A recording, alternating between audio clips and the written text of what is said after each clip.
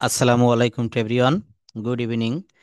I hope all of you are quite well by the grace of the Almighty, and I am also well. Now I am going to start my class, so be attentive and enjoy the class. আমরা গত ক্লাসে একটা passage read out করেছিলাম, খুব সুন্দর একটা গল্প পড়েছিলাম। সেটা হচ্ছে Suman is sitting at the bank of the Sandhya river.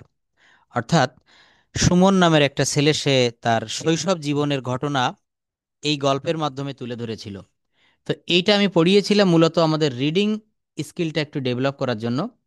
তো আজকেও আমি সেই জায়গাটাতে যাব, পার্টস অফ স্পিচটা দেখাবো, ভার্ব ফর্ম নিয়ে আলোচনা থাকবে, এবং গত ক্লাসের যে প্রেজেন্টেশন এবং আমাদের যে টেন্সগুলো ছিল, টেন্স রিলেটেড যে সেন্টেন্স ট্রান্সলেশন, যারা করেছেন একটু রেইজ হ্যান্ডটা প্রেস করবেন। এই জায়গাগুলো আমরা আজকে একটু দেখব। So be attentive and enjoy the class. আমরা আজকে প্রথমে একটু কন্ডিশনাল সেন্টেন্সটা দেখব। ইংরেজি ভাষাটা শিখতে গেলে কন্ডিশনাল সেন্টেন্স খুবই জরুরি। কন্ডিশনাল সেন্টেন্স এর অর্থ হচ্ছে শর্তমূলক বাক্য। কন্ডিশনাল এর অর্থ হচ্ছে শর্তমূলক বাক্য। যদি তুমি আসো তাহলে আমি যাব, যদি বৃষ্টি হয় তাহলে আমি ছাতা ব্যবহার করব, যদি আমি অসুস্থ হই তাহলে আমি মিটিংয়ে উপস্থিত থাকব না। এই কথাগুলো হচ্ছে সব শর্ত যুক্ত করেছি। যদি বৃষ্টি হয় আমি ছাতা ব্যবহার করব। একটি কন্ডিশনাল সেন্টেন্স দুটি ক্লজ থাকে। নির্ভরশীল ক্লজটি শর্ত বোঝায় এবং প্রধান ক্লজটি প্রেক্ষাপট বোঝায়। খুব ভালোভাবে আমরা একটু মনে রাখব। একটা হচ্ছে ডিপেন্ডেন্ট ক্লজ, আরেকটা হচ্ছে ইন্ডিপেন্ডেন্ট ক্লজ। আমি এই কন্ডিশনাল সেন্টেন্সের সঙ্গে সঙ্গে আপনাদের ক্লজটাও বুঝাবো। ক্লজের বাংলা অর্থ হচ্ছে বাক্যাংশ। অনেক বড় বাক্যের ছোট একটি খণ্ডিত অংশকে বলা হচ্ছে ক্লজ। একটি কন্ডিশনাল সেন্টেন্সে দুটি ক্লজ থাকে। নির্ভরশীল ক্লজটি শর্ত বোঝায়। আমরা এই সেন্টেন্সটা খুব ভালোভাবে মনে রাখব। নির্ভরশীল যে ক্লজ, ডিপেন্ডেন্ট ক্লজ, এটা হচ্ছে একটা শর্ত বোঝায়। এবং প্রধান ক্লজ ইন্ডিপেন্ডেন্ট স্বাধীন যে ক্লজটা, এটা ওই ঘটনার প্রেক্ষাপট, কোন প্রেক্ষাপটে কোন বিষয়ে ঘটনাটা হচ্ছে এটা তুলে ধরে। এদেরকে ইফ ক্লজও বলা হয়। A conditional sentence contains two clauses. The dependent clause expresses the condition and the main clause expresses the consequence. They are also known as if clause. There are four types of conditional sentence. এই conditional sentence এর টাইপটা, প্রকারভেদ হচ্ছে চার প্রকার। এই চার প্রকার কি কি আমরা এখন এটা বিস্তারিত দেখব। কন্ডিশনাল এবং ক্লজ দুইটাই কিন্তু সি দিয়ে তৈরি হয়েছে। এই দুইটা আমরা অ্যাট এ টাইমে দেখব, কন্ডিশনাল সেন্টেন্স এবং ক্লজ। তো আমার স্ক্রিনটা কি দেখতে পাচ্ছেন? Please let me know that. Okay, আচ্ছা, কোনো সমস্যা হলে আমার ফোনে নক দিয়ে একটু জানাবেন প্লিজ। তো বলা হচ্ছে there are four types of conditional sentence. এই শর্তমূলক বাক্য বা কন্ডিশনাল সেন্টেন্স, এরা হচ্ছে চার ভাই। The zero conditionals, the first conditionals, the second conditionals, এবং অবশেষে রয়েছে দ্য থার্ড কন্ডিশনাল। আমরা কম বেশি আমাদের স্টুডেন্ট লাইফে এগুলো আমরা পড়েছি। তো জিরো কন্ডিশনালটা কেমন হয়? দ্য জিরো কন্ডিশনাল, দেখেন এখানে জিরো, আমরা জানি জিরো মানে হচ্ছে একটা শূন্য, তাই না? একটি জিরো কন্ডিশনাল সেন্টেন্স দুটি প্রেজেন্ট সিম্পল ভার্ব। যদি মন দিয়ে শুনেন একবারেই বিষয়টা ক্লিয়ার হয়ে যাবে। এই জিরো কন্ডিশনাল সেন্টেন্সটি দুটি প্রেজেন্ট সিম্পল ভার্ব অথবা দুটি প্রেজেন্ট টেন্স নিয়ে গঠিত হয়। একটি ইফ ক্লজ, অপরটি হচ্ছে মূল ক্লজ।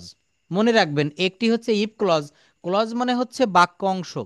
দুইটা অংশ মিলে একটা অংশ তৈরি হবে। ওই একটা অংশ হচ্ছে একটা বড় বাক্য, আর এই দুইটা ছোট ছোট যে খণ্ডিত অংশ, এটাকে মূলত বলা হচ্ছে ক্লজ। তো বলা হচ্ছে যে জিরো কন্ডিশনালে দুটিই কিন্তু সিম্পল ভার্ব বা সিম্পল টেন্স থাকে, প্রেজেন্ট ইনডেফিনিট বা ইফ ক্লজ। একটা হচ্ছে ইফ ক্লজ থাকবে। যেমন আমরা একটা এক্সাম্পল দেখি। ইফ ইট রেইনস, যদি বৃষ্টি হয়, কি হলো? যদি বৃষ্টি হয়, water raises in the pond. If you hit water, it boils. If you push the button, it lights up. দুইটা ক্লজই কিন্তু এখানে দুইটা, দেখেন এই যে কমা দিয়ে আমি দুইটা ক্লজ, একটা বাক্য এখানে। If you push button, it lights up. যদি তুমি বোতামটিতে চাপ দাও, আলো জ্বলে বা আলো জ্বলে ওঠে। এই কমা এর আগে একটি বাক্য অংশ এবং কমা এর পরে ইট লাইটস আপ, এই হচ্ছে আরেকটি বাক্য অংশ। তো এই যে দুইটা বাক্য অংশের কথা এখানে বলা হচ্ছে, এই দুইটা বাক্য অংশ মিলে টোটালি একটা বাক্য, কিন্তু এখানে ক্লজ হয়ে গেছে দুইটা। এবং এই জিরো কন্ডিশনালের একটা শর্ত হচ্ছে if plus present simple plus আবার প্রেজেন্ট সিম্পল। প্রথম বাক্যটা present tense, if you push the button, যদি তুমি বাটনটিতে চাপ দাও বা পুশ করো, ধাক্কা দাও, ইট লাইটস আপ, আলো জ্বলে ওঠে। ইফ ইট রেইনস, যদি বৃষ্টি হয়, ওয়াটার রাইজেস ইন দ্য পন্ড, স্বাভাবিক একটা নিয়ম, বৃষ্টি হলে পুকুরের পানি বৃদ্ধি পায়, বেড়ে যায়। তো এই যে কথাগুলা বললাম, এখানে জিরো কন্ডিশনালটা আমরা খুব সহজে মনে রাখবো। দুইটা ক্লজ থাকবে, দুইটা ক্লজই প্রেজেন্ট টেন্স হবে, প্রেজেন্ট সিম্পল টেন্স হবে, এবং এইখানে প্রথম ক্লজটা ইফ যুক্ত থাকবে। এখানে বলেছে যে একটি জিরো কন্ডিশনাল সেন্টেন্স দুটি সিম্পল ভার্ব অথবা টেন্স নিয়ে গঠিত হয়, একটি ইফ ক্লজ, অপরটি হচ্ছে মূল ক্লজ। জিরো কন্ডিশনাল সেন্টেন্স সাধারণত সত্য এবং অভ্যাস বোঝাতে ব্যবহৃত হয়। আমরা এই যে চারটা কন্ডিশনাল, খুব সহজে এদের এক একটি আলাদা আলাদা ডেফিনেশন দিয়ে নামটা আমরা মনে রাখতে পারি। জিরো কন্ডিশনাল সেন্টেন্সে সত্য এবং অভ্যাস ব্যবহার করা হবে, সাধারণ সত্য এবং অভ্যাস। এখানে একটা সত্য প্রকাশ পেয়েছে, ইফ ইট রেইনস, যদি বৃষ্টি হয়, ওয়াটার রেইজেস ইন দ্য পন্ড, তাহলে পুকুরের পানি বেড়ে যায়, একটা সাধারণ সত্য। তো আমরা এটা হচ্ছে জিরো কন্ডিশনালটা জানলাম। এরপর যেটা জানবো সেটা হচ্ছে first conditional sentence. First conditional সেন্টেন্সটা কেমন হয়? ফার্স্ট কন্ডিশনালের সাধারণত ইফের পরে একটি প্রেজেন্ট সিম্পল টেন্স থাকে। মনে রাখবেন, ইফ ক্লজে একটা প্রেজেন্ট সিম্পল টেন্স এবং তারপর একটি ফিউচার সিম্পল ক্লজ থাকে। এই রকম কন্ডিশনাল সাধারণত ভবিষ্যতে হতে পারে এমন কিছু বোঝাতে ব্যবহৃত হয়, কিন্তু পুরোপুরি নিশ্চিত নয়। এটা সম্ভাব্য ঘটনা বর্ণনা করে, সম্ভাব্য ঘটনা বর্ণনা করে। If it rains today, if it rains today, যদি আজ বৃষ্টি হয়, I will not go to the market, যদি আজ বৃষ্টি হয় আমি বাজারে যাব না। তো এখানে কি বলা হচ্ছে? এখানে একটা ভবিষ্যতের সংশয় প্রকাশ করছে, বৃষ্টিটা কি হবে নাকি হবে না। বলছে যে সাধারণত ইফ এর পর একটি প্রেজেন্ট সিম্পল টেন্স থাকে। ইফ ইট রেইনস টুডে, দেখেন আমার কথাটা মিলে গেল। ইফ ইট রেইনস টুডে, যদি বৃষ্টি হয়, ইফ এর পরে এই যে অংশটুকু আমি লিখেছি, এটা হচ্ছে প্রেজেন্ট সিম্পল টেন্স। তাই বলছে যে ইফ এর পর একটি প্রেজেন্ট সিম্পল টেন্স এবং তারপর একটি ফিউচার সিম্পল ক্লজ থাকে, অর্থাৎ এই কমা এর পরবর্তী যে অংশটা, এটা সর্বদা ফিউচার ইনডেফিনিট টেন্স হবে। খুব সহজ এটা মনে রাখবেন। ফার্স্ট কন্ডিশনালে প্রথম অংশটা প্রেজেন্ট ইনডেফিনিট টেন্স হবে, পরের ক্লজটা ফিউচার ইনডেফিনিট টেন্স হবে। ইফ ইউ ডোন্ট লিভ সুন, যদি তুমি দ্রুত এখান থেকে ত্যাগ না করো, না যাও, you will miss the train, you will miss the train, তুমি ট্রেনটা মিস করবে, ফিউচার ইনডেফিনিট। যদি তুমি আসো তাহলে আমি যাব, if you come I will go. এই ধরনের শর্তমূলক বাক্য আমরা আমাদের ডে টু ডে লাইফে কিন্তু ব্যবহার করে থাকি।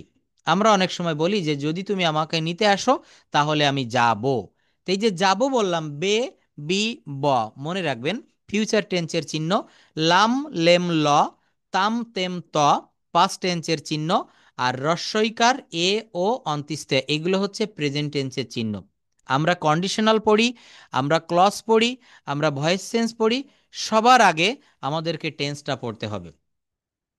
আমরা মায়ের কাছ থেকে যেমন আসছি, আমাদের এই ইংলিশ ল্যাঙ্গুয়েজে tense is called the mother of English language, and verb is called the soul of a sentence. Subject ছাড়া বাক্য হতে পারে, অবজেক্ট ছাড়া বাক্য হতে পারে, but you can't make a sentence without any single verb. তো এটা হচ্ছে ফার্স্ট কন্ডিশনাল। সাধারণত ইফ এর পর একটি প্রেজেন্ট সিম্পল টেন্স এবং তারপর একটি ফিউচার সিম্পল টেন্স থাকে। If you come I will go. স্ট্রাকচারটা আমরা খুব সহজে এখানে দেখতে পারছি।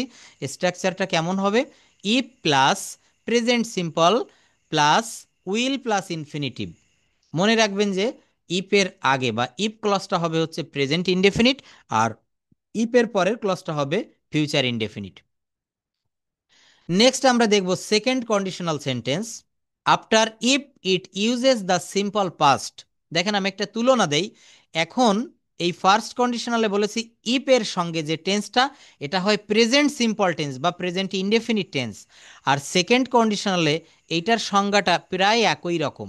বলা হচ্ছে আফটার ইফ, ইফের পরে বা ইফের সাথে যে ক্লজটা, it uses the simple past tense. আমার জিরো কন্ডিশনালে প্রেজেন্ট ইনডেফিনিট ছিল, এখানে পাস্ট ইনডেফিনিট, সিম্পল পাস্ট অর্থাৎ past indefinite, and then would and the infinitive.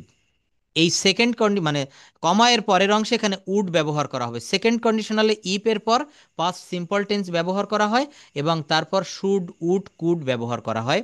আমরা একটা এক্সাম্পল দেখি। If I won the lottery, যদি আমি লটারি জিততাম, জিততে পারতাম, past indefinite, past simple, I would help the poor. একটা এক্সাম্পল মনে রাখবেন, একটা করে কন্ডিশনাল সেন্টেন্স মনে পড়বে। তো এখানে সেকেন্ড কন্ডিশনালে কি বলেছি? সেকেন্ড কন্ডিশনালে এটা বলা হচ্ছে যে ইফের সঙ্গে যে টেন্স বা যে ক্লজটা থাকবে এটা পাস্ট সিম্পল টেন্স হয়।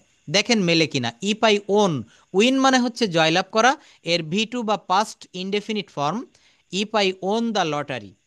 এই ইফ ক্লজটা সেকেন্ড কন্ডিশনালে এটা past indefinite, simple past, if I won the lottery, comma, তারপর কি করতে হবে? কমা এর পরবর্তী যে অংশটা, এখানে উড, শুড, কুড ব্যবহার করব। If plus past simple plus would. আনুষ্ঠানিক লেখায় আই, হি, শি এর সাথে অস ব্যবহার করা হয়, কিন্তু এই সেকেন্ড কন্ডিশনালে এর পরিবর্তে আমরা অয়ারও ব্যবহার করি। যেমন if I war a bird, আমরা সাধারণভাবে এখানে আই এর পরে অস ব্যবহার করি, কিন্তু আমরা এখানে ওয়ার ব্যবহার করছি। তো নিয়মটা আমরা কি বললাম যে ইফ এর পর পাস্ট সিম্পল টেন্স এবং তার পরবর্তীতে আমরা শুড, উড, কুড অথবা ইনফিনিটিভ ব্যবহার করতে পারি। If I won the lottery I would help the poor. If he worked hard, যদি সে কঠোর পরিশ্রম করত, he would shine in life, সে জীবনে উন্নতি করতে পারত। তাহলে দেখেন একটা বাক্যের সঙ্গে আরেকটা বাক্য যখন যুক্ত থাকে, শর্ত থাকে, তখনই তাকে বলা হচ্ছে কন্ডিশনাল সেন্টেন্স। যদি আমি লটারিতে জিততাম, লটারি জিততাম বা লটারিতে টাকা জিততাম, আমি গরিবদেরকে সাহায্য করতাম। যদি সে কঠোর পরিশ্রম করত, তাহলে সে জীবনে উন্নতি করত। আচ্ছা, তো এখানে দেখেন সেকেন্ড কন্ডিশনালের স্ট্রাকচারে বলছে বর্তমানের কোনো ঘটনা বা অসম্ভব বা সত্য নয় তা বোঝাতেও এটা ব্যবহার করা হয়। ইফ আই ওয়ার ইউ, কি বলছে? যে অসম্ভব ঘটনা। ইফ আই ওয়ার ইউ, আমি যদি তুমি হতাম, এটা কিন্তু অসম্ভব একটা বিষয়, আমি কখনো তুমি হতে পারি না। If I war a bird, আমি যদি একটা পাখি হতাম, এমনটি বোঝাতে, অসম্ভব ঘটনা বোঝাতে if I were you I would never go out with him, আমি যদি তুমি হতাম তাহলে আমি তার সঙ্গে বাইরে যেতাম না। If I had his address I would go to meet with him, আমি তার ঠিকানা যদি জানতাম, তার সঙ্গে আমি দেখা করতে যেতাম। নেক্সটে আমরা দেখব থার্ড কন্ডিশনাল।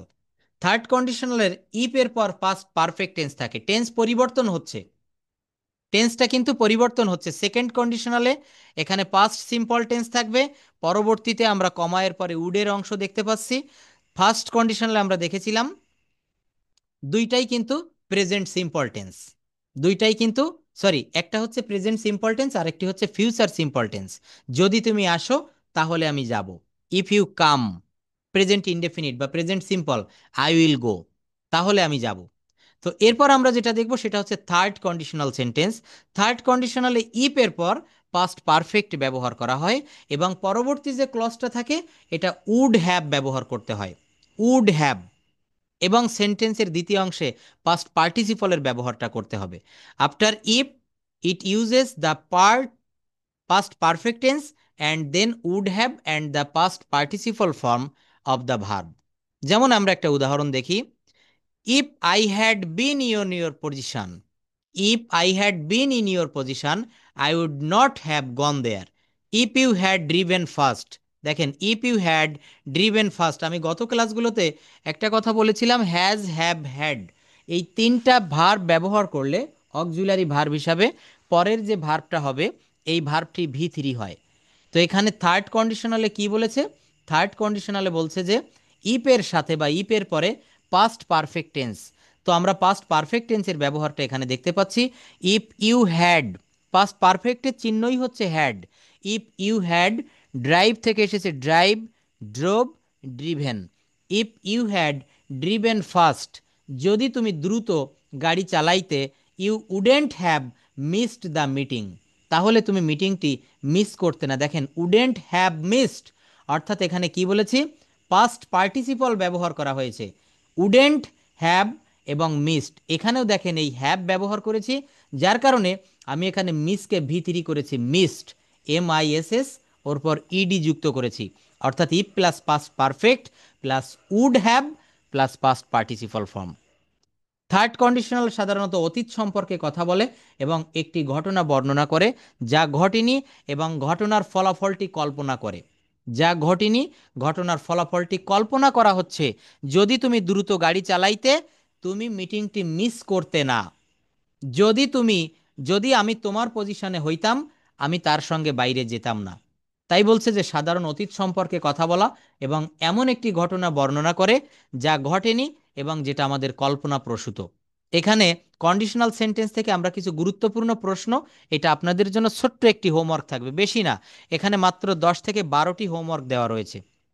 এইগুলো আপনারা একটু প্র্যাকটিস করবেন। যেমন প্রথম বাক্যটা দেখেন, এখানে লিখেছি, if you stay too long in the sun, যদি তুমি রৌদ্রে অনেকক্ষণ থাকো, ইওর স্কিন, তোমার চামড়া, তোমার ত্বক কি বার্ন হবে, না বার্নড হবে, না বার্নড হবে, না বার্নস হবে। 4টা করে অপশান রয়েছে।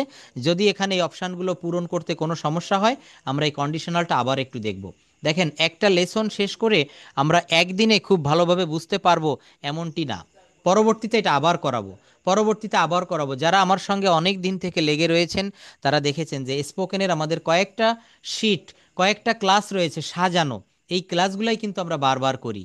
যদি তুমি আসো তাহলে আমি যাব, কন্ডিশনাল সেন্টেন্স না পারলে আমরা এই ধরনের বাক্য কখনোই করতে পারবো না। তো এই কন্ডিশনালের সঙ্গে আমি গত একটা ক্লাসে দেখাবো বলে ভাবছিলাম, আজকে দেখাচ্ছি। সেটা হচ্ছে আমরা কোনো বিষয়ে কথা বলতে গেলে, প্রেজেন্টেশন দিতে গেলে আমাদের স্টার্টিংটা কিভাবে শুরু করতে হয়, এই শিটটা আমি আপনাদেরকে ক্লাস শেষে দিব, এটা আপনারা মুখস্থ করে ফেলবেন।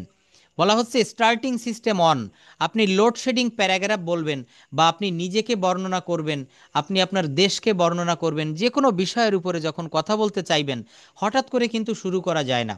দেখবেন একটা মানুষের সঙ্গে আমরা যখন পরিচিত হই তখন কিন্তু নিজের নাম, তারপর নিজের সম্পর্কে তুলে ধরতে হয়, তাই না? তো এখানেও কিন্তু যে কোনো বিষয় সম্পর্কে প্রেজেন্টেশন উপস্থাপনা করতে গেলে আমরা এই সিস্টেমগুলো ব্যবহার করব। Starting system on, good afternoon everyone, এটা যদি সকালবেলায় হয় বলবেন good good morning everyone, how are you, this is name, এখানে দিস ইজ যার নামটা বলবেন, this is Rafiq, this is Saikat, this is Rony, হ্যাঁ, এটা বলবেন। First I would like to thanks my honourable moderator, অথবা স্যার, অথবা ব্রাদার, তার নামটা যদি জানেন তাহলে বলবেন, না হলে বলার দরকার নেই। For giving me such a chance to say a few words about the selected topic in front of you, ক্লাসের শেষ পর্যায়ে গিয়ে আমি এই টপিকসগুলোর উপরে, আজকে আমি মাই সেলফ অথবা ইন্ট্রোডিউস ইউর সেলফের উপরে একটু বলবো, আপনাদেরকেও বলতে হবে। এবং ডেইলি অ্যাক্টিভিটিস, অনেক বিষয়ের উপরে কথা বলা যায়, যে কোনো বিষয়ের উপরে আপনারা চাইলে প্রেজেন্টেশন দিতে পারবেন। যে কোনো বিষয়, আপনার হাতে যে মোবাইল ফোনটি রয়েছে, যে ল্যাপটপ ব্যবহার করে আপনি ক্লাস করছেন, এইটার উপরেও প্রেজেন্টেশন দেওয়া যায়। তো বলছে, for giving me such a chance to say a few words about the selected topic in front of you, today's topic is, topics name, এখানে টপিক্স নেমটা বলবেন, today's topic is load shedding, today's topic is my country, today's topic is my family, today's topic is my reading room, যার যেটা আছে সেটা বলবেন। Dear audience, এই dear audience বলে এইখান থেকে এইবার কি হবে, আমরা কথা বলাই যে শুরু করলাম। দেখেন, ডিয়ার অডিয়েন্স বলে আপনি আপনার যে মূল বক্তব্য, বডি অফ দ্য লেটার বলা হয়, সেটা আপনি শুরু করবেন।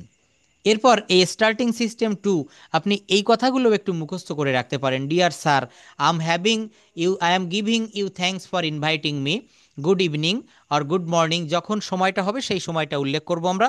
Hope you are quite well physically and mentally, এখানে নেমটা বলবেন, am Saikat, I am Roni, I am Mita, যার যে নামটা হয়। I feel glad to be with you, now I am going to start discussion on today's topic, the topics name is, topic name dear friends, এটা বলবেন, dear friends, এটা বলে আপনি আপনার কথাটা, টুডেস টপিক, টপিক্স নেমটা বলবেন, ডিয়ার ফ্রেন্ডস, ডিয়ার অডিয়েন্স, এটা আপনি বলতে পারেন। স্টার্টিং সিস্টেম থ্রি একটা দেখিয়েছি, স্টার্টিং সিস্টেম থ্রি। এরপর দেখেন, আমরা কথা বলাটা আপনার হয়ে গেল, ডিয়ার ফ্রেন্ডস, এই যে লাস্টে আপনি শেষ করলেন মাই ডিয়ার ফ্রেন্ডস, বা আপনার that's all for today, see you in the next class, এটা বলে শেষ করার পর ফিনিশিং সিস্টেম অন, ফিনিশ করব, কথাটা শেষ নামাবো কিভাবে, that's all from my sides. আমার তরফ থেকে, আমার এই পাশ থেকে এতটুকুই ফর দ্য টাইম বিং, এই সময়ের জন্য। Thank you so much for listening my speech with patience. আমার কথা এতক্ষণ ধৈর্য সহকারে শোনার জন্য ধন্যবাদ। Hope the conversation will help us for our future life. আমার এই যে কনভারসেশনটা, এটা আমাদের ভবিষ্যৎ জীবনের জন্য অনেক সহায়ক হবে, সাহায্য করবে। We will meet with another same interesting topic again. আমরা পরবর্তীতে আরও একটি মজার টপিক নিয়ে হাজির হব। স্টে ওয়েল টিল দেন, আল্লাহ হাফেজ। আমি আগে একটা দিনে হয়তো এগুলো আপনাদেরকে দিয়েছিলাম বা দিয়েছি কিনা মনে নাই, কিন্তু এগুলো আপনারা মুখস্থ করবেন। যারা ভালোভাবে কথা বলতে চান, খুব সুন্দর সাজানো গোছানোভাবে লিটারেরিলি কথা বলতে চান, তারা এইগুলো মুখস্থ করবেন। কারণ আমরা কি বলবো হঠাৎ করে, আমি যদি এখন কাউকে আনমিউট করি যে আপনি কিছু বলেন, দেখবেন কোনো কথাই কিন্তু মুখে আসতে চায় না। আমাদের জড়তাটা দূর করতে হবে। এই জড়তা দূর করতে গেলে আমাদেরকে প্রচুর পরিমাণে প্র্যাকটিস করতে হবে। এটা সব স্যারই আপনাকে বলবে, শুধু আমি বলবো না। তো দেখেন এখানে আরও একটা ফিনিশিং সিস্টেম শেষে খুব সহজে দুইটা সেন্টেন্সের ভিতরে আমরা ফিনিশিং করতে পারি। That's all about me. Thank you very much for your kind attention. Stay well, see you next. কি বলেছি? That's all about me. Thank you very much for your kind attention. Stay well, see you next. আপনি একটা presentation শেষ যখন করবেন, তখন শেষ করে আপনি এইভাবে শেষটা নামাবেন। That's all about me. Thank you very much for your kind attention. Stay well, see you next. এইভাবে দেখেন এখানে বলেছে যে ইন্ট্রোডিউস ইউর সেলফ, এটা এখানে তুলে ধরেছি। হ্যাঁ, এটা আপনারা মুখস্থ করবেন। তো আমি এখন এটা দেখাতে চাচ্ছি না, এইটা একটু মনে রাখবেন। মনে রেখে ঠিক এই প্রেজেন্টেশন যখন উপস্থাপন করবেন, তখন এইটা আপনারা একটু বলবেন। আমি অতি সংক্ষেপে একটু টেন্সের ভিতরে প্রবেশ করব। তো টেন্সের আগে কনজুগেশন অফ ভার্ব ফর্মের যে শিট কে কে মুখস্থ করেছেন আমাকে একটু বলবেন, রেইজ হ্যান্ড প্রেস করবেন। এইখান থেকে আমি এই স্ক্রিনটা আপনাদের সামনে না রেখে আমি কিছু ভার্ব ফর্ম আপনাদের কাছে শুনবো। খুব সাধারণ। যেমন গো মানে হচ্ছে যাওয়া, গো ওয়েন্ট গন। গো মানে যাওয়া। যদি বলা হয় গিয়েছিলাম, তখন হবে ওয়েন্ট। আমি গিয়েছিলাম, আই ওয়েন্ট। আমি গিয়েছি, তখন কিন্তু এই ভি3 অংশ ব্যবহার করতে হবে, আই হ্যাভ গন। আমি গিয়েছি, আই হ্যাভ গন। ডু মানে হচ্ছে করা। তো আমি করি, আই ডু। আমি করেছিলাম, আই ডিড। আমি করব বা আমি করেছি, আই হ্যাভ ডান। তো দেখেন এগুলো তো সহজ বললাম। নিচের দিকে এখানে আমাদের দৈনন্দিন জীবনে কথা বলতে গেলে আমাদের যে ভার্ব ফর্মগুলো লাগে, আমি আপনাদের এই ধরনের একটা শীট দিতে চাচ্ছিলাম, যে আমাদের প্রতিনিয়ত কথা বলতে গেলে আমরা এইগুলা কিন্তু ব্যবহার করি। Just here you can see, বলা হচ্ছে যে ওকে, বলছে যে মোস্ট ইউজফুল ওয়ার্ডস। আমরা যে কথাগুলা বলি, আমাদের কিছু মোস্ট ইউজফুল ওয়ার্ডস রয়েছে। সারা দিনে আমাদের কথা বলার ভিতরে আমরা এমন কিছু শব্দ ব্যবহার করি যে শব্দগুলো দিয়ে বাক্য তৈরি করতে হয়। তো আমরা প্রতিদিন কিন্তু একই ধরনের শব্দ ব্যবহার করি। দুপুরবেলা আমাদের যখন ক্ষুধা পায়, আমরা বলি যে আমার ক্ষুধা পেয়েছে, আমাকে কিছু খেতে দিন। আপনি যখন স্কুলে যাচ্ছেন, অফিসে যাচ্ছেন, আপনি বাসায় কাউকে বলে যাচ্ছেন যে আমি অফিসে যাচ্ছি। তো এই ধরনের কিছু ওয়ার্ড এখানে দেখেন, 3000 ওয়ার্ডের একটা পিডিএফ আমরা তৈরি করেছি। বলা হচ্ছে অ্যাবান্ডন। এটা কিন্তু ডেরিভেশন অফ ওয়ার্ডস, অর্থাৎ এই শব্দের উৎপত্তিটা টোটাল এখানে তুলে ধরেছি। অ্যাবান্ডনের অর্থ হচ্ছে পরিত্যাগ করা। হুম পরিত্যাগ করা। তো এইটার উচ্চারণটাও দিয়েছি দেখেন, বাংলা অ্যাবান্ডন, বাংলাটাও এখানে লিখে দিয়েছি। হুম এরপর এর অর্থটা লিখে দিয়েছি পরিত্যাগ করা। এর সিনোনিমটা লিখে দিয়েছি লিভ। লিভ মানে হচ্ছে কি, পরিত্যাগ করা। তারপর রয়েছে কিপ। এর অর্থ কি রয়েছে? অ্যান্টোনিম রয়েছে রিটেইন অথবা কিপ। এক্সাম্পল রয়েছে he had to abandon his plan due to rain. অতিরিক্ত বা বর্ষার কারণে সে তার পরিকল্পনাটি পরিত্যাগ করেছে, পরিত্যাগ করেছিল। এরপর একটা দিয়েছি দেখেন অ্যাকুরেট। অ্যাকুরেটের মিনিং হচ্ছে সঠিক বা নির্ভুল। অ্যাকুরেটের অর্থ হচ্ছে সঠিক বা নির্ভুলের সিনোনিম দিয়েছি এক্স্যাক্ট অথবা কারেক্ট। অ্যান্টোনিম দিয়েছি ইনঅ্যাকিউরেট অথবা রং। এক্সাম্পল দিয়েছি হার আনসার ওয়াজ অ্যাকিউরেট। তো এইভাবে এখানে আমাদের কথা বলতে গেলে যে সব শব্দগুলো প্রতিদিন প্রয়োজন হয়, সেই শব্দগুলোই দিয়েই কিন্তু আমরা 3000 শব্দের একটা পিডিএফ তৈরি করেছি। অ্যাবিলিটি এর অর্থ হচ্ছে যোগ্যতা বা দক্ষতা। এর অ্যান্টোনিমটা কি হবে? সিনোনিমটা হবে স্কিল অথবা ট্যালেন্ট। অ্যান্টোনিম হবে ইনঅ্যাবিলিটি, উইকনেস। একটা এক্সাম্পল দিয়েছি she has the ability to solve the problem. তো এইখানে এই বাক্যগুলো আপনারা একটু পড়বেন। আমরা অনেকেই বলে, প্রশ্ন রাখে, স্যার নতুন নতুন শব্দ শিখে মনে রাখতে পারছি না।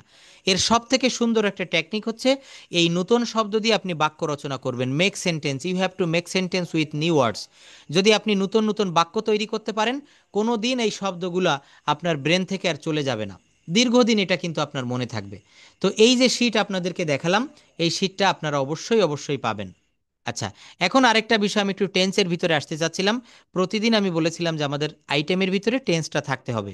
আমরা যেমন প্রতিদিন আমাদের ফুড আইটেমে আমরা ভাত খাই, আমাদের এই টেন্সটাও কিন্তু রাখতে হবে। বলা হচ্ছে টেন্স যদি কেউ ভালোভাবে শিখতে পারে, তার এই ল্যাঙ্গুয়েজটা 80% শেখা হয়ে গেল। টেন্স এবং পার্টস অফ স্পিচ, কি বলেছি, টেন্স এবং পার্টস অফ স্পিচ, এটা খুব ভালোভাবে শিখতে হবে, শিখতে হবেই, এর কোনো বিকল্প নাই, মনে রাখবেন। তো টেন্সের ভিতরে আমি বলেছিলাম যে 8 প্রকার টেন্স শিখতে হবে। সেই 8 প্রকার কি কি? প্রেজেন্ট টেন্সের 4টা খুব ভালোভাবে শিখতে হবে। আরেকটা হচ্ছে পাস্ট ইনডেফিনিটের 2টা, সরি, পাস্ট টেন্সের 2টা, পাস্ট ইনডেফিনিট এবং কন্টিনিউয়াস, এবং ফিউচার টেন্সের 2টা, ফিউচার ইনডেফিনিট এবং ফিউচার কন্টিনিউয়াস। অনেকে মনে করতে পারেন যে স্যার তাহলে এই 8 প্রকার শিখবো আর 4টা কি শিখবো না? অবশ্যই 4টা শিখবেন, 12টাই আমাদের শিখতে হবে, কিন্তু খুব ভালোভাবে আমাদেরকে জানতে হবে এই 8 প্রকার টেন্স। এখন আমি আপনাদের সামনে আনমিউট করব, এবং টেন্স রিলেটেড যে ট্রান্সলেশনগুলো আমি দিয়েছিলাম, আমি অনেকেই জানি এগুলো করেছেন। আজকে হোয়াটসঅ্যাপে দেখলাম প্রায় 10 থেকে 15 জন আমাকে এই হোমওয়ার্কগুলো পাঠিয়েছেন। অনেক ধন্যবাদ যারা করেছেন বা যারা করে রেখেছেন। যদি কেউ বলতে চান উইলিংলি, একটু রেইজ হ্যান্ড প্রেস করবেন। আর তার সঙ্গে সঙ্গে আপনাদেরকে এখন টেন্স সম্পর্কিত যে প্রশ্ন, বিশেষ করে স্ট্রাকচারগুলো, আমি আপনাদেরকে একটু জাজ করব। তো আমি আনমিউট করছি, আপনারা সবাই আনমিউট করবেন না। যে কথা বলবেন শুধু সেই একটু আনমিউট করবেন, তাহলে ক্লাসটা অনেক ভালো হবে। হুম। প্রথমে দেখতে পারছি রেইজ হ্যান্ড প্রেস করেছেন Papia Parvin, please can you hear me? Papia Parvin. আমি বলার সঙ্গে সঙ্গে যারা প্রেস না করবেন বা আনমিউট না করবেন, পরবর্তীতে আমি নিতে পারবো না। Time is very short, but art is long. Dipankar Saha. Dipankar Saha, okay. আপনি কোনো হোমওয়ার্ক কি করেছেন টেন্স রিলেটেড? Thank you. তাহলে এখন আপনি, আমি একটা বাক্য বলছি, এই বাক্যটা দিয়ে আপনি বলবেন, বলেন আমি যাই। এটার ইংলিশ কি হয়? আমি যাচ্ছি, আমি যাচ্ছি, আমি গিয়েছি, আমি 1 ঘন্টা ধরে যাচ্ছি,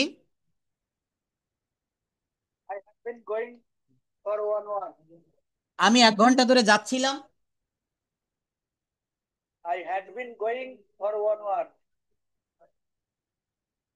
যদি বলা হয় আমি গিয়েছিলাম, আমি যাইনি।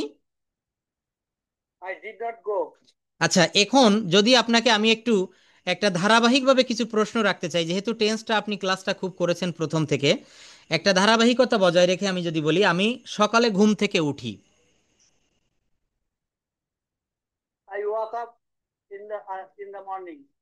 তারপর আমি দাঁত ব্রাশ করি, দাঁত ব্রাশ করার পরে,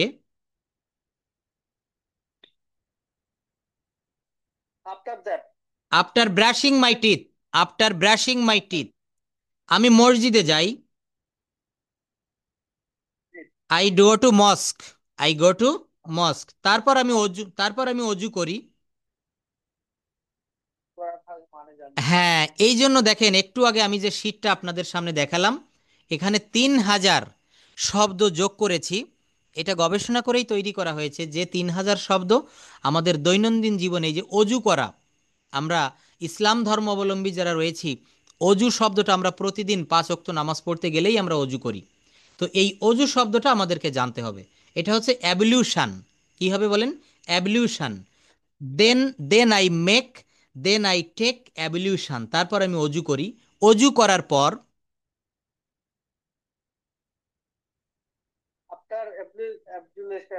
আফটার টেকিং অ্যাবলিউশন, আফটারের পরে ভার্বের পর আইএনজি দিতে হবে। আমি ফজরের নামাজ পড়ি। যে ইয়াগুলা দিতেছেন যে 3000 ওয়ার্ডের এগুলা কি স্যার পিডিএফ করা যাবে? হ্যাঁ, এটা পিডিএফ আপনি ডাউনলোড করতে পারবেন। আচ্ছা, ধন্যবাদ। বলছি যে আমি ফজরের নামাজ পড়ি, কি হবে? আইসে, আইসে ফজর প্রেয়ার। তারপর আমি বাড়ি ফিরি, then I return or come back home. বাড়ি ফেরার পর আমি পড়তে বসি,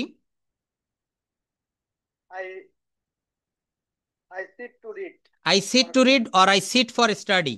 তারপর আমি নাস্তা করি, take my breakfast. নাস্তা করার পর, after breakfast, after having breakfast or after taking breakfast, আমি এক কাপ চা পান করি। I take one cup of tea. I take a cup of tea. তারপর আমি কলেজে যাই। Then I go to college. কলেজে যাওয়ার পর, after going to college, আমি আমার বন্ধুদের সাথে সাক্ষাৎ করি। I meet with our, then I meet our my friends. My friends. তারপর আমি ক্লাসে যোগদান করি। Then I join my class. Then I attend or join my class. Class শেষ করার পর, finishing my class, আমি বাড়ি ফিরি। Return home. তারপর আমি বিশ্রাম নেই। Then I take rest. দেখেন তাহলে কত সহজে আমরা সাজানো গোছানো একটা পদ্ধতিতে কথা বলতে পারছি। রওশনারা প্লিজ আপা আপনি একটু আনমিউট করবেন, বাকি বিষয়টুকু আপনাকে দিয়ে করাতে চাই। Can you hear me?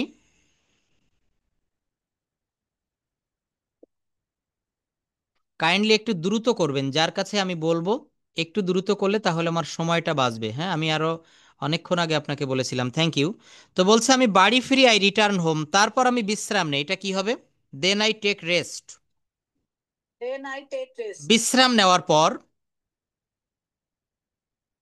After take rest. After taking rest, আফটারের পর আমরা আইএনজি করব। আফটার টেকিং রেস্ট আমি দুপুরের খাবার খাই। I have my lunch. তারপর আমি টিভি দেখি। Then I watch TV. এটা দেন উচ্চারণ করব দেন। হ্যাঁ, দেনটা বললে কিন্তু এটা আলাদা হয়ে গেল। দেন মানে হচ্ছে চেয়ে, সে আমার চেয়ে 10 বছরের বড়, সে আমার চেয়ে 15 বছরের বড়। এখানে আমরা দেনটা ব্যবহার করব, আর এটা উচ্চারণ হবে দেন। দেন মানে হচ্ছে তখন। আচ্ছা, টিভি দেখার পর, হ্যাঁ টিভি দেখার পর, after watching television or TV, আমি 2 ঘন্টা ঘুমাই।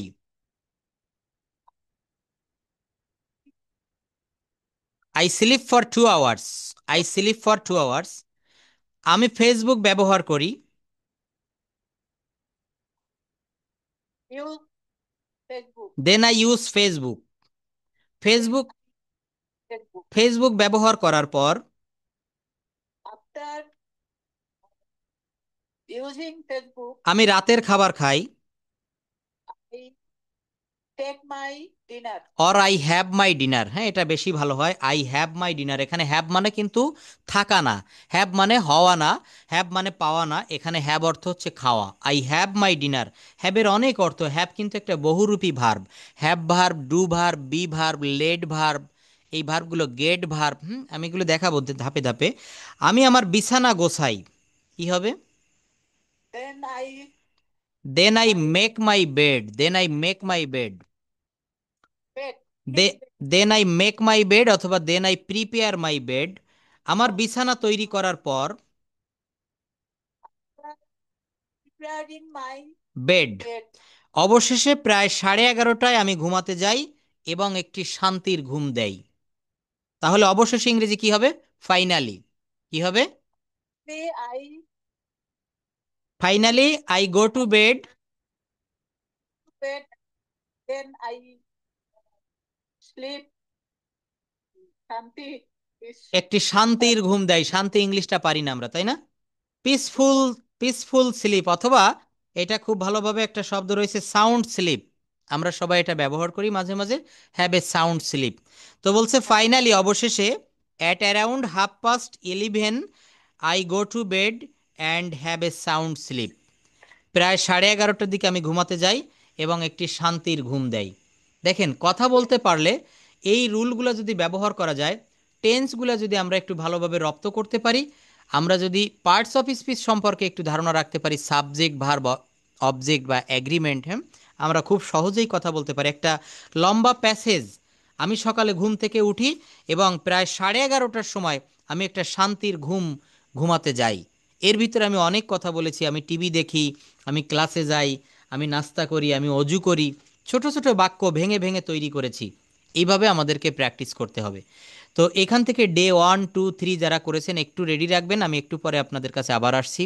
সূর্য পূর্ব দিকে ওঠে, পাখিরা আকাশে ওড়ে, গোলাপের গন্ধ মিষ্টি। টেন্স যারা পারবে তারা এইগুলো পারবে, খুবই সহজ। এবং এগুলা হচ্ছে বেসিক নলেজ। এগুলা পারলে কথা বলাটাও কিন্তু খুব সহজ হয়। এখন আমি আরেকটি বিষয় আপনাদের সামনে দেখাতে চাচ্ছি, সেটা হচ্ছে আমরা সবাই সহজে শিখতে চাই। তো সহজে শেখার জন্য এইটা একটা সহজ পদ্ধতি। একটা ভার্ব দিয়ে 30টা বাক্য আমরা করব। আপনি যদি 100 ভার্ব মুখস্থ করেন তাহলে আপনার 3000, 100 গুণ 30, তাহলে আপনার 3000 সেন্টেন্স অটোমেটিকলি মুখস্থ করা হয়ে যাবে। এখানে দেখেন একটা ভার্ব, সেটা হচ্ছে গো। গো মানে হচ্ছে যাওয়া। আমি যাই, আই গো। আমি স্কুলে যাই, আই গো টু স্কুল। আমি স্কুলে যাই না, প্রেজেন্ট ইনডেফিনিট টেন্সে আমরা জানি এখানে অক্সিলারি ভার্ব হিসাবে ডু নট ব্যবহার করা হয়। আমি স্কুলে যাই না, I do not go to school. আমি কি স্কুলে যাই, do I go to school. আমি কি স্কুলে যাই না, don't I go to school. কি হবে, আমি কি স্কুলে যাই না, don't I go to school. সে স্কুলে যায়, এখানে আই এর পরিবর্তে আমি সাবজেক্টটা একটু পরিবর্তন করে দিয়েছি, হি গোস টু স্কুল, সে স্কুলে যায়। সে স্কুলে যায় না, he doesn't go to school. সে কি স্কুলে যায়, does he go to school. সে কি স্কুলে যায় না, doesn't he go to school. যেহেতু সাবজেক্ট আই ছিল, আমি ডু বা ডোন্ট ব্যবহার করেছি। এখানে সাবজেক্ট পরিবর্তন হলো, থার্ড পার্সন একজন, এখানে ডাজেন্ট ব্যবহার করা হলো। দেখেন পাস্ট ফর্মের একটা বাক্য, আমি স্কুলে গিয়েছিলাম, আই ওয়েন্ট টু স্কুল। আমি স্কুলে যাইনি, I did not go to school. এই ডিড ব্যবহার করলে ডিডের পরবর্তী যদি কোনো ভার্ব থাকে এইটা বেস ফর্মে হবে। আই ডিড নট ওয়েন্ট, আমরা অনেকে এটা ভুল বলে ফেলি, I did not went to school. No, here you can use the V one form, the base form of the verb. I didn't go to school. আমি কি স্কুলে গিয়েছিলাম, did I go to school. আমি কি স্কুলে যাইনি, didn't I go to school. তো এখানে গো ভার্ব দিয়ে যেমন 30টা বাক্য তৈরি করেছি, একটু নিচের দিকে আমরা দেখি, সে স্কুলে গিয়েছে প্রেজেন্ট পারফেক্ট টেন্স ব্যবহার করেছি। আমার এই গো ভার্বটাই থাকবে, কিন্তু গো ভার্ব থেকে আমাকে গন আনতে হবে, গো ওয়েন্ট গন।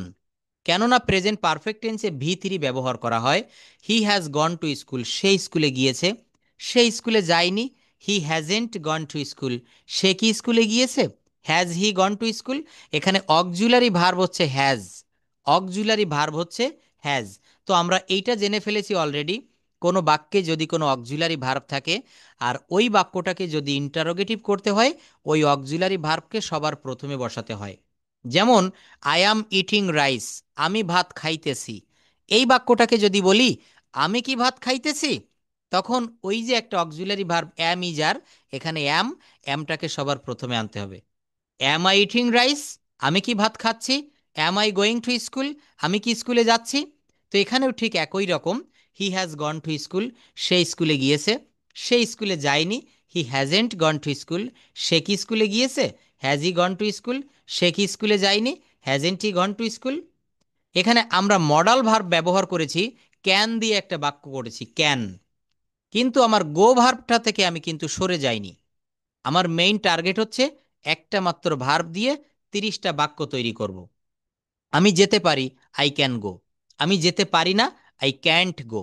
ক্যান নটের শর্ট ফর্ম, শর্ট ফর্ম এবং long form does not, doesn't, do not, don't, will not, won't. মনে রাখবেন প্রেজেন্ট ইনডেফিনিট টেন্সে আমরা ডু নটকে ডোন্ট বলি, আর ফিউচার ইনডেফিনিট টেন্সে উইল নটকে আমরা ওন্ট বলি। একটার উচ্চারণ হবে ডোন্ট, আরেকটির উচ্চারণ হবে ওন্ট। তো আমি যেতে পারি না, আই ক্যান নট গো। আমি খেতে পারি না, আই ক্যান নট ইট। আমি লিখতে পারি না, আই ক্যান নট রাইট। আমি দেখতে পারি না, I can not see, I can not wash.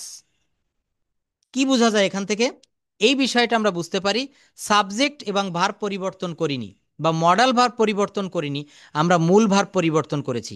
কখনো আমরা সাবজেক্ট পরিবর্তন করতে পারি, কখনো অবজেক্ট পরিবর্তন করতে পারি, কখনো ভার্ব পরিবর্তন করতে পারি, কিন্তু আমরা কি পরিবর্তন করতে পারবো না, নিয়ম।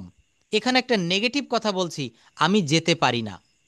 আমি যেতে পারি না, এটাকে যদি আমি বলি তুমি যেতে পারো না, আই এর পরিবর্তে ইউ বসাবো, ইউ ক্যান নট গো। তুমি যেতে পারো না, এটাকে যদি আমি বলি তুমি লিখতে পারো না, তখন গো এর পরিবর্তে আমরা রাইট ব্যবহার করব, ইউ ক্যান নট রাইট। যারা রাইটিং স্কিলে খুবই দুর্বল, এই অপশানটা, আমি রাইটিং পার্ট এখনো শুরু করিনি, এই রাইটিং পার্টের কিছু বিষয় দেখাবো যে কিভাবে আমরা লেখাটাকে বড় করতে পারি, একটা বাক্যকে কিভাবে আমরা অনেক বড় করে সাজাতে পারি। যেমন এখানে আমি যদি ছোট্ট একটা বাক্য লিখি, দেখেন লিখলাম হি গেভ, সরি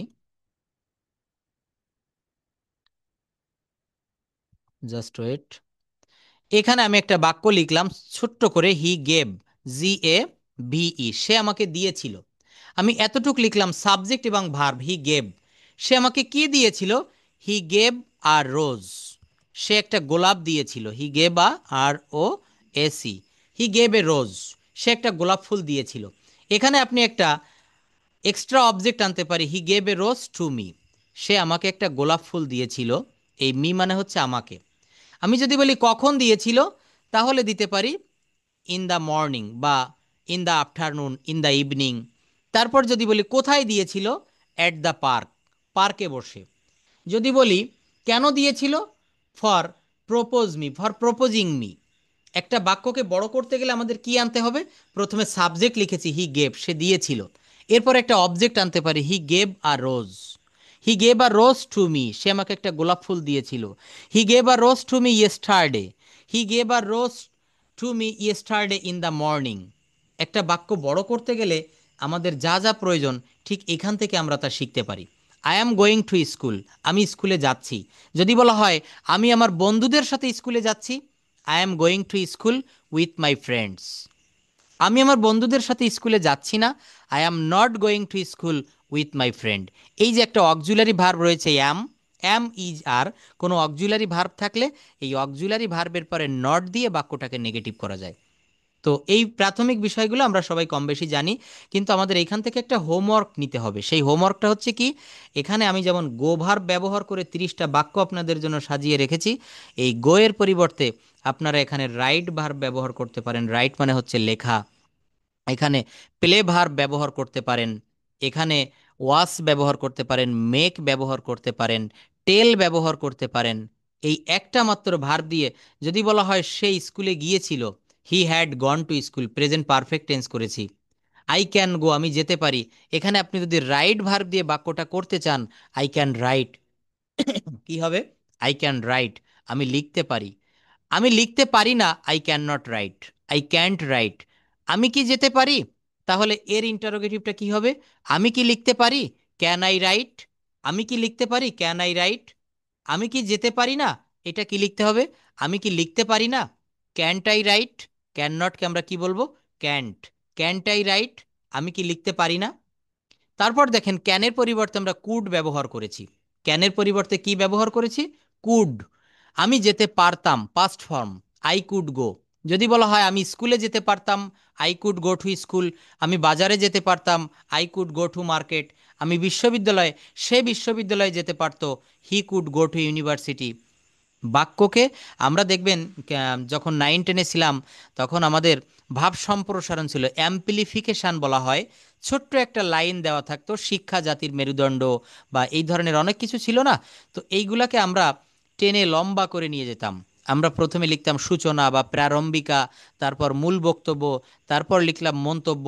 তো এখানেও কিন্তু আমাদেরকে এই ভাষাটা শিখতে গেলে আপনাকে অ্যাম্পলিফায়ার করা শিখতে হবে, একটা বড় করতে হবে, আবার কখনো ছোট করতে হবে। আই কুড গো, আমি যেতে পারতাম। আই কুড নট গো, আমি যেতে পারতাম না। আমি স্কুলে যেতে পারতাম না, I could not go to school. একটা বিষয় নিয়ে যদি আমরা শুধু কথা বলি, যে কোনো একটা বিষয়, একটা পয়েন্ট ধরে, তাও আমরা অনেক দূর এগোতে পারবো। তারপর এখানে মে দিয়ে করেছি, মাস্ট দিয়ে করেছি। তো আপনাদের জন্য এখানে রাইট বা অন্য কোনো ভার্ব দিয়ে, এই যে কনজুকেশন অফ ভার্বের যে শিটটা, এইখান থেকে যে কোনো ভার্ব, আর এই ভার্ব ফর্মগুলো একটু মুখস্থ করবেন। এটা যদি আপনাদেরকে আমি এখন পড়তে বলি, অনেকেই পারবে, অনেকেই পারবে না। উচ্চারণটায় সমস্যা থাকতে পারে, অনেকের এই অর্থগুলাও না জানা থাকতে পারে। যেমন একটা দেখেন, ফ্রিজ, আমাদের প্রত্যেকের বাসায় ফ্রিজ রয়েছে, তাই না? এটার অর্থ কি আমরা জানি? আরেকটা মজার বিষয় হচ্ছে কি, সবাই একটু চিন্তা করে দেখেন, আমরা প্রতিনিয়ত এমন কিছু শব্দ দেখা যায় ইংরেজি জানি অথচ তার বাংলা জানি না। মোবাইল, আমরা প্রত্যেকে এমনকি 2টা 3টা করেও মোবাইল ব্যবহার করি। এই মোবাইলের প্রকৃত বাংলা কি আমরা কি জানি? হুম মোবাইলের ভিতরে দেখবেন আমরা বলি ফেসবুকের আমি প্রোফাইল পিকচারটা চেঞ্জ করব। এই প্রোফাইল শব্দের অর্থ কি? নিজেকে একটু প্রশ্ন করে দেখেন। তো এই জন্য বলছি, এই 3000 ওয়ার্ডের যে শিটটা আমি দিব, এইখান থেকে আপনারা একটু ওয়ার্ডগুলো মুখস্থ করবেন। এই প্রোফাইল, আমরা বলি আমার মোবাইলে সেটিংসের সমস্যা হয়েছে, আমার মোবাইলে একটা মেসেজ এসেছে। মোবাইল রিলেটেড যত শব্দ, দেখবেন আমরা কিন্তু জানি না, অধিকাংশই আমাদের কাছে অজানা। তো আমরা এগুলো মুখস্থ করব। এই যে fridge, froze, frozen, fridge, froze, frozen, V1, V2 এবং V3, এর প্রত্যেকটা verb form, conjugation of verb যেটাকে বলা হচ্ছে, আমরা একটু মুখস্থ করে রাখব। টেল মানে বলা। যদি বলা হয় আমি একটা গল্প বলেছিলাম, তখন এই টোল্ড V2টা যদি আমি না জানি, আমি বাক্যটা তৈরি করতে পারবো না। Grow, গ্রিউ, grown, being, sorry begin, বিজ্ঞান, বিগান। দেখেন কিঞ্চিত কিঞ্চিত পার্থক্য থাকে। বিগিন মানে হচ্ছে শুরু করা, বিজ্ঞান হচ্ছে শুরু করেছিলাম বা করেছিল, আর বিগান, GAN, আরেকটি হচ্ছে GUN। এটা পড়ার সময় খুব মনোযোগ দিয়ে পড়বেন, অনেকে কিন্তু এখানে আমরা কনফিউজড হয়ে যাই। তো নেক্সটের যে বিষয়টা, সেটা হচ্ছে আমরা যখন কোনো মানুষের সঙ্গে কথা বলতে চাই, তখন আমরা প্রশ্ন করতে চাই এবং তার উত্তরটা জানতে চাই। তো কোশ্চেন এবং অ্যান্সার, আমরা এই বিষয়গুলো একটু দেখতে চাই। তো মনে করেন একজন আপনাকে প্রশ্ন করছে, হাউ আর ইউ? কি বলবো? I'm fine, thank you. What's your name?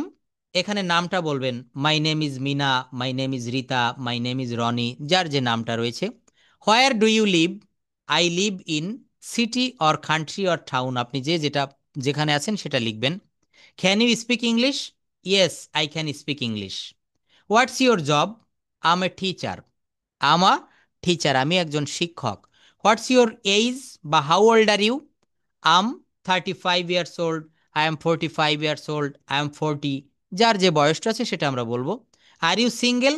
No, I'm married, যার যে ম্যারিটারিয়াল স্ট্যাটাস, বলতে পারেন yes, I am married, no, I am unmarried. Do you like reading? Yes, I love reading books, হ্যাঁ আমি বই পড়তে ভালোবাসি। দেখেন প্রশ্ন করছে কত সুন্দর করে, উত্তরটাও কত সহজে দেওয়া যাচ্ছে। ডু ইউ লাইক রিডিং, এখানে ডু কেন আসলো? কারণ বলা হচ্ছে প্রেজেন্ট ইনডেফিনিট টেন্সে প্রশ্ন করতে গেলে ডু বা ডাজের ব্যবহার করা হয়। Do you like reading? Yes, I love reading books. Do you have kids? Yes, I have one child or kid.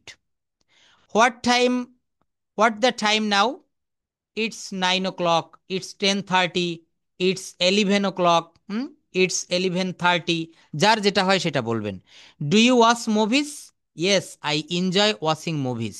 What's your favourite colour? My favourite colour is blue, my favourite colour is red, my favourite colour is green, my favourite colour is maroon, যার যে কালারটা প্রিয় সেটা বলবেন। Can I ask you something? Yes or sure? Sure, go ahead. Yes, you can ask me some question. Do you enjoy travelling? Yes, I love exploring new places, or yes, I love travelling. তাহলে দেখেন কথা বলতে গেলে একজন প্রশ্ন করবে আর একজন উত্তর দিবে। এই বিষয়টা আমরা নিজেরাও প্র্যাকটিস করতে পারি। যেহেতু আমরা একটা বাঙালি পরিবেশের ভিতরে বড় হচ্ছি, বেড়ে উঠেছি, এখানে আমাদের নিজেদের সঙ্গে নিজেদের স্পিকিং করতে হবে, কনভারসেশন করতে হবে। কিভাবে? আপনি যখন সকালে ঘুম থেকে উঠবেন, তখন আপনি নিজেকে নিজে প্রশ্ন করবেন, হাউ আর ইউ? তো মনে করবেন এ প্রশ্ন করেছে বি এর কাছে, হাউ আর ইউ? আপনি বলবেন আম ফাইন, অ্যান্ড ইউ? এইবার এ আবার বলবে, I am also fine, thank you. A প্রশ্ন করতে পারে, what's the daily routine today, বা ডেইলি রুটিন, বা হোয়াটস ইউর রুটিন টুডে, আজকের রুটিন কি? এ প্রশ্ন করেছে বি এর কাছে।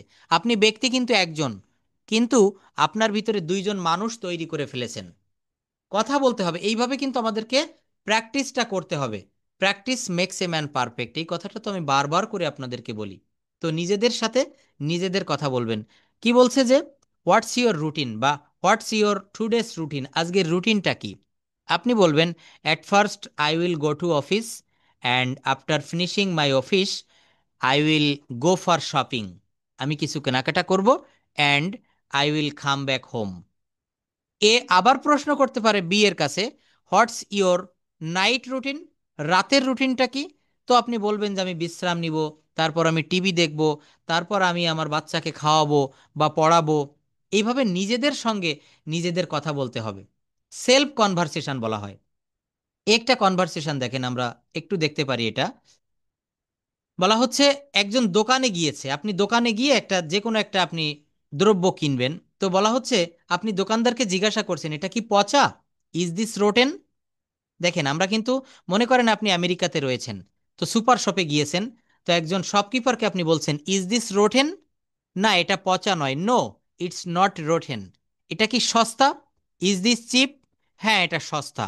Yes, it's cheap. দেখেন ইট ইজকে আমরা শর্ট ফর্মে করেছি ইটস। Yes, it's chip. এটা কি তাজা? Is this fresh? হ্যাঁ, এটা তাজা। Yes, it's fresh. আমি ঠিক যেভাবে দেখাচ্ছি এইভাবে নিজে নিজে চর্চা করবেন। অর্থাৎ মনে করবেন যে আপনি আপনার নিজের ভিতরে আরেকজনকে সৃষ্টি করে কথা বলছেন। একজন বলছে যে এটি কি সস্তা? Is this cheap? অপরজন বলছে, দোকানদার বলছে, হ্যাঁ এটা সস্তা। Yes, it's cheap. তো এই কাজটা আপনাকে নিজে নিজে করতে হবে। নিজের ভিতরে দুইজনকে সৃষ্টি করে এইভাবে কথা বলবেন। এটা কত? How much is this? বা how much price? How much is this? এটা 100 টাকা। ইটস 100 টাকা। এটা কি আমদানি করা? Is this imported? না, এটা স্থানীয় পণ্য। শপকিপার বলছে এটা আমদানি করা নয়, এটা আমাদের স্থানীয় পণ্য। No, it's a local product. এটার দাম কত? What's the price of this? এটার দাম 200 টাকা। দ্য প্রাইস অফ দিস 200 টাকা। আপনি কি ডেলিভারি করেন বা আপনি কি বাসায় দিয়ে আসেন? Home service? Do you deliver? না, আমরা ডেলিভারি করি না। No, we don't deliver. এটা কি স্থানীয় পণ্য? Is this a local product? না, এটা আমদানি করা। No, it's imported. এটি কি ভালো মানের? ক্রেতা প্রশ্ন করছে। Is this of good quality? দেখেন আমাদের এই শব্দগুলো কিন্তু প্রতিনিয়ত আমরা যখন বাজারে যাই কোনো কিছু কেনাকাটা করতে, তখন এটা তো আমাদের বাংলাদেশে হচ্ছে। যারা ফরেন কান্ট্রিতে রয়েছেন বা যাওয়ার জন্য চেষ্টা করছেন, তারা এই কথাগুলোর সম্মুখীন আপনাকে হতেই হবে। আপনি দোকানে গিয়ে কোনো আহ, মালামাল কেনার আগে আপনি মনে মনে বলছেন বা দোকানদারকে বলছেন এটি কি ভালো হবে? এটি কি ভালো মানের? Is this of good quality? সে বলছে হ্যাঁ এটা ভালো মানের। Yes, it's of good quality. এই আমটার দাম কত? How much is this mango? এই আমটার দাম 30 টাকা। দিস ম্যাঙ্গো ইজ 30 টাকা। দিস ম্যাঙ্গো ইজ 30 টাকা। দেখেন এখানেও টেন্স চলে আসছে। প্রত্যেকটা সেন্টেন্স, এই যে 12 প্রকার টেন্স বলেছি, এর কোনো না কোনো নিয়ম মেনে তৈরি হয়েছে। দোকানটা কখন খোলেন? দোকান সকাল 9টায় খুলি। দোকানটা কখন বন্ধ করা হয়? দোকানটা রাত 9টায় বন্ধ করা হয়। একটু কি কম হবে? হ্যাঁ, একটু কম রাখা যাবে। আপনি কি ক্রেডিট কার্ড নেন? না, আমরা ক্রেডিট কার্ড নেই না। তাহলে একজন দোকানদার একজন ক্রেতার ভিতরে কোন ধরনের কথোপকথন হতে পারে সেটা আমরা দেখলাম। যদি কেউ এখান থেকে ফরেন কান্ট্রিতে বা অন্য কোথাও যেতে চান দেশের ভিতরেও, এয়ারপোর্টে কিভাবে কথা বলতে হয়, প্লেনে উঠে বিমানবালাদের সঙ্গে কি কি কথা কি ধরনের বলতে হয়, নূতন অপরিচিত কোনো ব্যক্তির সঙ্গে কিভাবে কথা বলতে হয়, এই ধরনের সিচুয়েশনগুলো আমাদেরকে ফেস করতে হবে। এগুলো আমি ধীরে ধীরে দেখাবো। ভাইবা বোর্ডে কিভাবে আপনি নিজেকে উপস্থাপন করবেন, ইন্ট্রোডিউস ইয়োর সেলফ। আমি এই যে শিটটা আপনাদের দিয়েছি, এখানে দেখেন ইন্ট্রোডিউস ইয়োর সেলফ রয়েছে, ডেইলি অ্যাক্টিভিটিজ আছে। হুম, এইগুলো আমাদেরকে পড়তে হবে। ল্যাঙ্গুয়েজটা শিখতে এসেছি, আমরা এখান থেকে শিখেই যাব। মনে রাখবেন আমাদের সেকেন্ড কোনো অপশান নাই, আমাকে শিখতেই হবে অ্যাট এনি কস্ট। তো আমি আপনাদের যে হোম টাস্ক দিয়েছিলাম, আমাদের ক্লাসটাও প্রায় শেষের পথে চলে এসেছে। আমি আপনাদের কয়েকজনে যারা আমাকে পাঠিয়েছেন, আমি তাদের কাছে একটু আসব। এই ডে 1 2 3 যে যেটা করেছেন সেটা একটু বলবেন প্লিজ কাইন্ডলি। তো আজকে যারা আমাকে পাঠিয়েছেন তাদের ভিতরে থেকে কি কেউ কিছু বলবেন? হুম, যারা যারা আজকে পাঠিয়েছেন হোমওয়ার্কগুলা, আমার সবার নামগুলা মনে নাই, প্লিজ একটু বলবেন। আয়েশা সিদ্দিকা,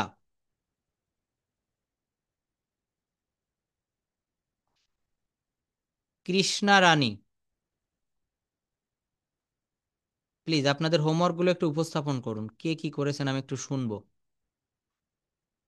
ডে 1 2 3 যে যেটা করেছেন। হ্যাঁ, শুরু করুন। বাংলা বলবেন, ইংলিশ বলবেন। 10টা করে বলেন, 10টি 10টি করে বললে হবে।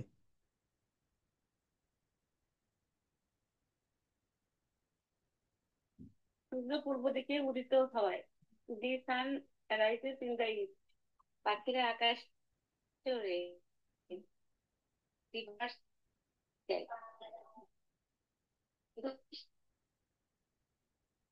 হুম, হচ্ছে হচ্ছে অবশ্যই।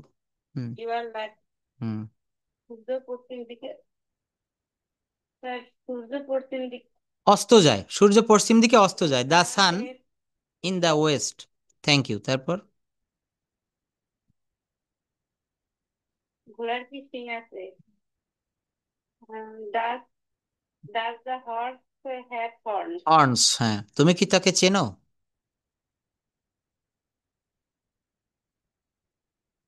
Do you know him? তুমি কি চা পান করো? Do you drink tea? ডাক্তার মোহাম্মদ। আচ্ছা, এই বাক্যটাকে যদি আমরা চার ভাবে একটু বলতে চাই, যে অ্যাফার্মেটিভ, নেগেটিভ, ইন্টারোগেটিভ। এই যে বাক্যটা, তুমি কি চা পান করো, এটার অ্যাফার্মেটিভটা হবে হচ্ছে তুমি চা পান করো। এটার ইংলিশ কি হবে? তুমি চা পান করো।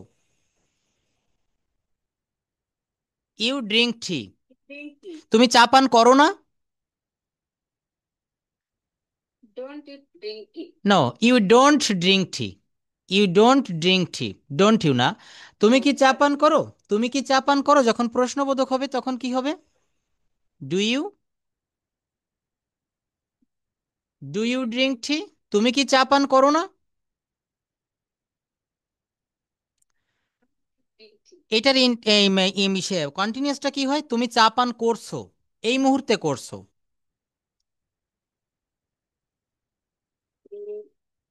You are drinking tea. তুমি চা পান করেছো।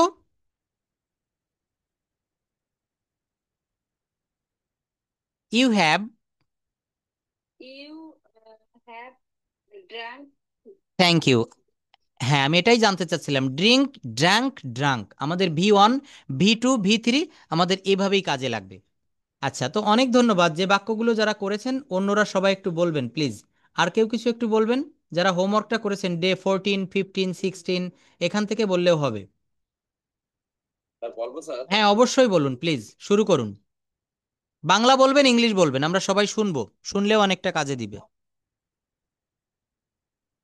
Start now quickly. Yes sir. হুম।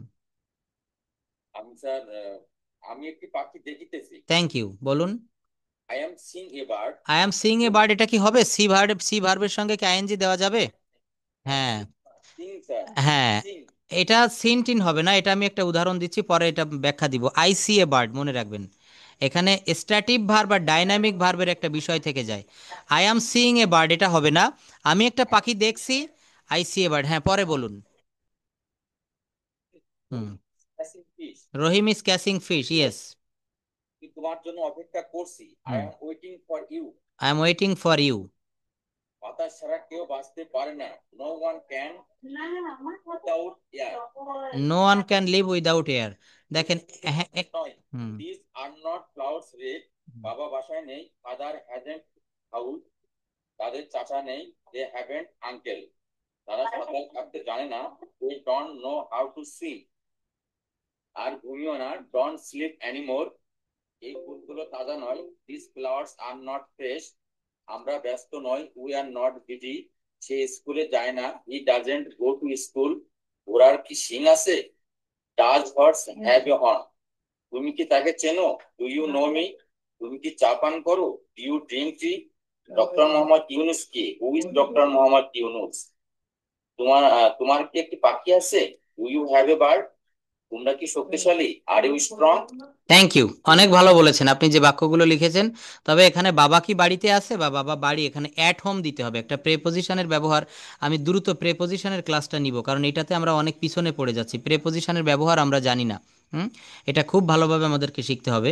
এখন আমি আপনাদের কিছু স্পোকেন রুল দেখাই, যেগুলো ছাড়া আমরা কথা বলতেই পারি না, প্রায় অসম্ভব।